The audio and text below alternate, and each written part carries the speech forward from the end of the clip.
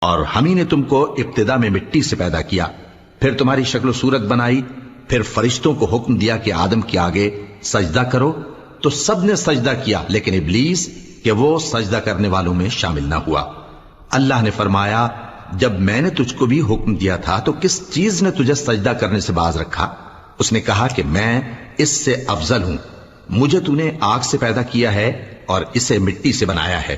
فرمایا تو بہشت سے اتر جا، تجھے شایع نہیں کہ یہاں تکبر کرے، پس نکل جا کہ تو ذلیل لوگوں میں سے ہے۔